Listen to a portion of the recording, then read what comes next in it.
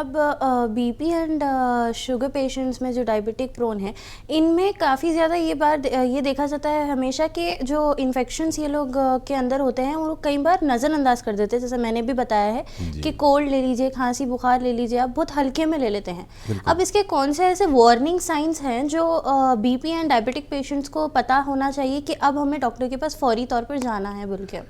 देखिए, सबसे पहली चीज़ है, इंडिकेटर है इंसान को जब कभी भी बीमार पड़ता है इन्फेक्शन की वजह से, तो वो है फ़ीवर। कॉमनली फ़ीवर होता है तो आदमी जो है उसको बैरकफ कोई पैरासीटामोल खा लेता है, तो उसकी वजह से जो है बुखार कम करने की वजह कोशिश करता है।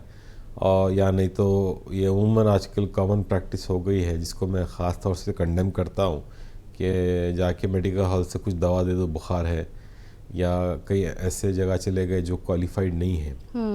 तो उस वक्त इमीडिएटली आपको जब बुखार आए तो आप अपने डॉक्टर के पास, फिजिशियन के पास इमीडिएटली पहुँचें। हमारे पास आएँ तब हम प्रॉपरली इन्वेस्टिगेट करते हैं। हमारे पास जो डायग्नोस्टिक टीम है जिसका मैं हेड हूँ, तो उसमें जो है बीमारी किस वजह से आई है उसको इमीडिएटली प्रॉम्प्टली जल्दी ट्रीट किया जाए ताकि कॉम्प्लिकेशन से सेफ़ हो जाए। और कई हमने जो है पेशेंट्स को बचाया भी है जो एजेड थे, कई बहुत ज़्यादा एजेड भी थे, उनको कॉम्प्लिकेशन से बचाया। जो चीज़ एडमिशन की पे बात आनी थी उनको हमने आउट पेशेंट डिपार्टमेंट में ही ट्रीट कर दिया।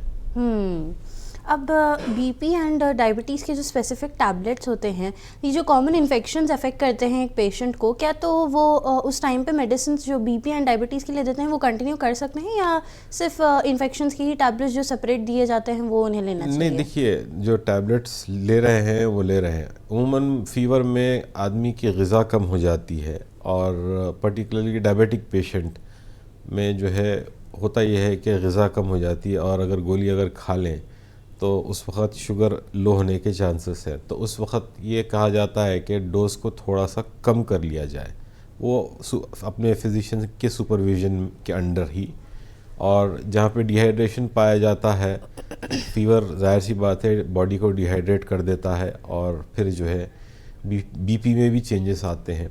तो उस वक़्त भी ख़ास ख्याल रखा जाना चाहिए बीपी को देखने का, ताकि गोली ले या ना ले, क्योंकि गोलियां ऐसे रहते हैं जिनका इफ़ेक्ट 24 to 48 आवर्स भी रहता है, तो ब्लड में प्रेजेंट रहता है।